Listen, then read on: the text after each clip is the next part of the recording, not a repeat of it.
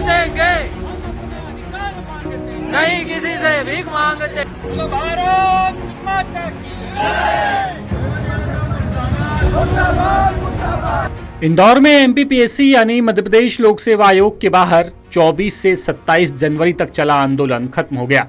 और खत्म भी ऐसा हुआ कि जिस ज्ञापन को सौंपने के लिए एमपीपीएससी के उम्मीदवार और छात्र दिन रात डटे रहे, उसे लेने आयोग की तरफ से कोई बाहर ही नहीं आया। बता दें कि अपनी 10 सूत्री मांगों को लेकर ये छात्र NEYU यानी नेशनल एजुकेटेड यूथ यूनियन के बैनर तले भर्ती सत्याग्रह 2.0 कर रहे थे, लेकिन पीएससी की तरफ से कोई भी अधिकारी ज्ञापन लेने नहीं आया। इसके बाद नेशनल एजुकेटेड यूथ यूनियन के लोगों ने पीएससी के दफ्तर के बाहर ज्ञापन चिपका दिया और रैली के तौर पर आयोग से भंवरकुआ चौराहे तक गए।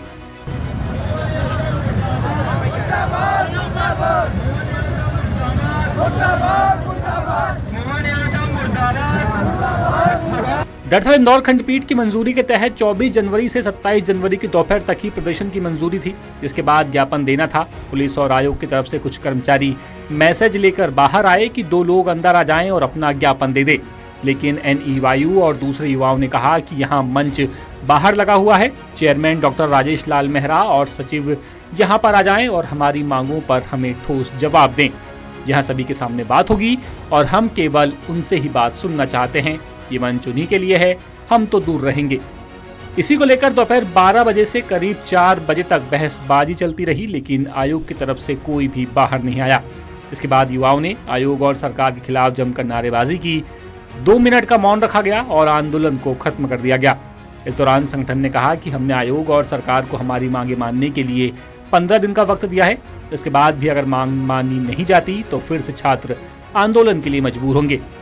अब इनकी मांगे क्या क्या हैं, चलिए ये भी जान लीजिए। तो इनकी मांग है कि मध्य प्रदेश राज्य सेवा परीक्षा 2026 में न्यूनतम 700 पदों पर भर्ती की जाए। मध्य प्रदेश राज्य वन सेवा परीक्षा 2026 में कम से कम 100 पदों पर नियुक्ति की जाए। भर्ती में हो रहे घपले घोटाले को रोकने के लिए राज्य स्तरीय सशक्त पेपर लीक कानून बने, जिसकी ड्राफ्टिंग में छात्र प्रतिनिधियों को भी रखा जाए। मध्य प्रदेश राज्य अभियांत्रिकी सेवा परीक्षा 2025 में न्यूनतम 400 पदों पर भर्ती की जाए। ADPO भर्ती 2026 में कम से कम 300 पदों का विज्ञापन जारी किया जाए। फाइनल ईयर के छात्रों को परीक्षा में शामिल होने की मंजूरी मिले। सहायक प्राध्यापक परीक्षा जो कि net set qualified final year के छात्र हैं, उन्हें भी शामिल होने की अनुमति मिले।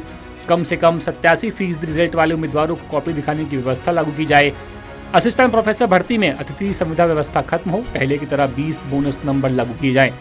इंटरव्यू 100 नंबर का हो, अभी 185 नंबर का होता है। परीक्षा का व्यवस्थित शेड्यूल हो और यूपीएससी की तरह परीक्षाएं नियमित हों।